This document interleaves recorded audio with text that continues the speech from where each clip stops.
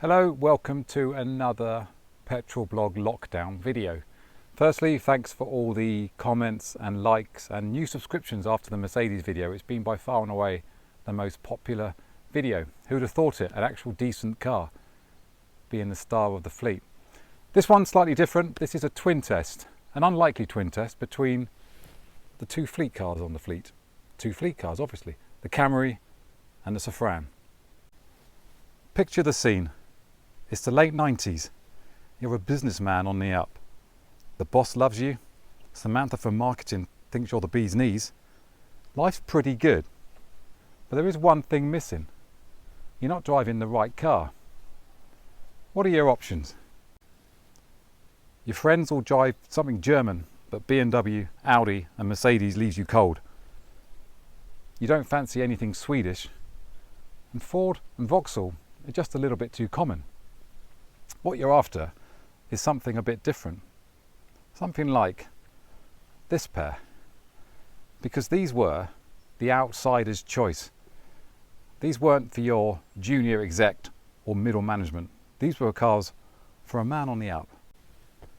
The Camry appeals because you rented one on that Florida fly drive holiday. You remember the ice cold air conditioning, the Cupholders, and the real smooth and relaxed refinement. Meanwhile, the Safrane appeals because you swear to God you've seen a French president driving it, even though your mate from work calls it a fat Laguna. I have some sales figures here because it's important for our international viewer to know that these were sales disasters. They were flops of the highest order. In 1996, a year before this Camry came out, Toyota UK sold 541. They actually sold 1,878 the year this came out in 1997, but to put that in some context, in America they sold 395,000 of them, making it America's best-selling car. By 1999, sales have slumped back to 513. Meanwhile, in the same year, they sold 349 of those, and by spring 2000, the Safrane was gone. Okay, so you're a businessman who thinks out of the box, and it's 1997, 1998. Which one of these do you choose? Let's start with price.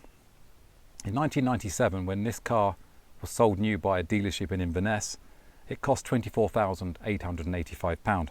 To put that into context, that's the same price as a top-of-the-range Mondeo 2.5 gear estate or a Scorpio estate. And in today's money, it's £45,000. So this wasn't a cheap car. Meanwhile, the Safrane in 1998 was £21,235, which is equivalent of a top-of-the-range Rover 600 or a bottom-of-the-range Rover 800. Equivalent today, about £38,000. Any businessman worth his salt would tell you that performance is a major consideration. Weighing in on the right-hand side is the Camry with a 3-litre V6 engine, 0 to 60, 9 seconds, top speed 130 miles per hour. Meanwhile, on the left-hand side, the Camry with a 2-litre engine, 0 to 60 in 10.5 seconds, top speed 128. So actually, even though there's a 1 litre difference between the two cars, the Safrane isn't that much slower, although it has to be said, in reality, the silky, creamy, smoothie acceleration of the V6 is much, much sweeter than the 2-litre or the Safrane, although obviously you could get the Safrane as a 2.5 litre 5-cylinder. As for economy, well, the Camry does 24.4 mpg on paper, but in reality you're looking at high teens, whereas the Safrane does 33.3 mpg, so you're looking at sort of late 20s. Let's talk about practicality, because it is dull, but actually it is relevant if you're going to live with a car for 3 years. So the striking difference between the two cars is that obviously this one is a saloon, whereas this one, although it looks slightly like a saloon, is actually a tailgate. Tailgate? Hatchback. Damn those French with their crazy ideas. And the nice thing about the Safrane is, and it's strange, really strange, but you can open it from the outside. Big bonus, okay? Bear that in mind a minute, because you come over to the Camry, walk over to the Toyota Camry, and unless you've got the key in your hand, there's no way of opening it from the outside. You have to go into the car, walking down a big hole in the floor. Open the door, which immediately tells you that the door's open because it's aimed at the Americans. And you have to do that. Slightly annoying. Okay, chances are you've got the keys in your hand anyway, but I still think that's a really annoying factor. And then your boot's open. Practicality. I mean, in fairness, that is a big boot. And you can fold the rear seats down to give you more space if required. But nothing beats the Safrane's tailgate. I mean, look at that. Look at the size of that opening. I wouldn't never like to replace that glass. But yeah, massive, massive boot. 60-40 split rolled in rear seats. Let's talk about comfort for a second. And this is an area where you'd think the French have got it nailed. And spoiler alert, pretty much the Safrane wins this one hands down. The seats, well, they look comfortable before you've even sat down. And once you are sat down, it's just magnificent. I mean, it doesn't do it justice because they haven't invented comfort vision yet. But everything about this feels comfortable. I'm just sat back now. And also, one thing I haven't pointed out before is that these head restraints, a bit like Lagunas actually, move up and down to your pleasure. And it's just supremely comfortable. Just getting the seat into position. And like I said before, these are really comfortable armrests. You just put there, your arms there, your left arm's on the central armrest, and you just chill. You just chill. You put it in cruise. You start smoking because it's a French car. Even if you don't smoke, you have to have a cigarette in your hand. And you just cruise down the autobahn. Well, auto route. And when the lockdown's finished, we'll take it out for a drive and I'll try and demonstrate how comfortable it is. Because there's a lot to say. Moving on to the Camry. And let's be honest, the millions they've sold it here, the Americans can't be wrong. This is a comfortable car. It's a different kind of comfort. It's more, well, the seats are firmer. Just got a tip of the hat to Richard Lyle for I think Richard Lyle called this a word as original inside, which I think is a very good analogy. These seats are comfortable and it's a very, very comfortable car. Again, once this lockdown's finished, we'll take it out for a drive and I'll try and demonstrate how comfortable it is. But it's a very smooth and relaxed car. And actually the engine, it's like a sewing machine ticking over. It's very, very quiet. Let's talk about toys, because toys are really important to a businessman. And these cars, as executive cars, have got toys coming out of their glove box. At least they would have if the Safrane had a glove box, because it doesn't. As you can see, well, you can't see yet because I'm not in the car. As you can see, there is no glove box. There you get a nice piece of wood instead and an airbag. So, you know, swings and roundabouts. And you do get a place to store things at the top there. Camera just did a really strange thing again. It's doing weird things today. It's being very French. The Safrane has got cruise control, climate control, dual zone air conditioning, which I'll demonstrate here. Proper dual zone air conditioning. Clock, outside temperature, electric front windows, but as we've pointed out before, manual for the back. Moving over to the Camry, after I turned the Safie off. Did I call it a Safie? I think I did. Moving over to the Camry, she has, did I call it she? I did. Electric rear windows, which is important.